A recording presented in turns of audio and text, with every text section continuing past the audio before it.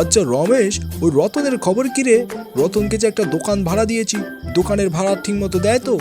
ওস্তাদ কি আর কব গো, ও শালা রতনে তো দোকান ভাড়া দেওয়ার কোনো খোঁজ খবরই নাই। আর সামনে কালী পুজো আসছে, কালী পুজো চাঁদা যে দেবে না দেবে সেটা তো ভগবানই জানে। এরকম করলে তো মানুষকে আর দোকান ভাড়া দেওয়া যাবে না।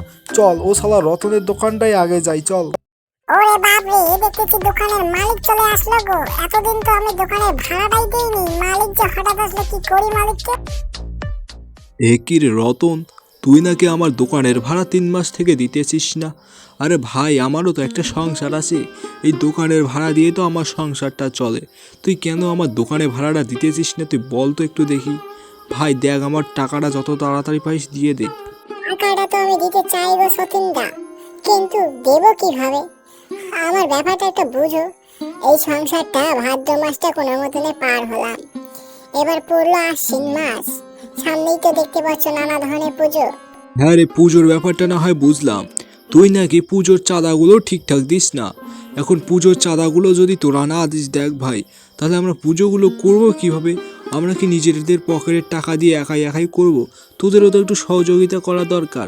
আমাদের ব্যাপারটা একটু বুঝো গো সতীনদা, এই দোকানটার উপর পুরো সংসারটা চলে। বর্তমানে তো মানুষ সবাই শহরে গিয়ে খরচ করছে, কেনাকাটা করছে, সেখান থেকেই আনাজপাতি আনে। গ্রামে আর বেশি লোক এই কেনা আনাজপাতি কেনে না গো। আচ্ছা যাই হোক, তোর ব্যাপারটা আমি বুঝলাম। এবার একটু ওই তাড়াতাড়ি ওই আমার দোকানে ভাড়াটা এবারকার পুজোর চাঁদাটা দিস। আজকের মতো চলে গেলাম, আমাকে আবার শহরে যেতে হবে, চাঁদা কালেকশন করতে হবে। পুজো তো দেখতে দেখতে চলে আসলো, দুর্গা পূজাটা তো পারই হয়ে গেল। আচ্ছা যাও গো সতীনদা, কিছু মনে করো না। আমি এই 2-1 দিনের মধ্যেই দোকানে বেচা বিক্রি করে তোমার কিছু ভাড়া আর পুজোর চাঁদাটা দিয়ে দেবো। আর হ্যাঁ, এবার পুজোটা একটু জাঁকজমক ভাবে করবো।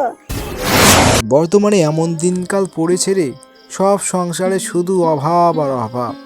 হ্যাঁ গো যতীনদা, বর্তমানে কেউ টাকা দিতে পারতেছে না, সবার নাকি শুধু অভাব আর অভাব। এই ভাদ্র আশ্বিন মাস কবে যে যাবে, তারপর তো একটু অভাবটা কমবে। আচ্ছা আচ্ছা, আমাদেরও একটু মানবিক হওয়া দরকার, কারণ সবার সংসারে সবার বিপদে পাশে থাকা উচিত। এখন আর কাউকে টাকার জন্য চাপ দেব না। এই অভাবগুলো যাক, তারপর না হয় টাকাগুলো তুলবো। আর কাউকে বেশি চাপ দিস না টাকার জন্য, ঠিক আছে রমেশ? আচ্ছা বাই।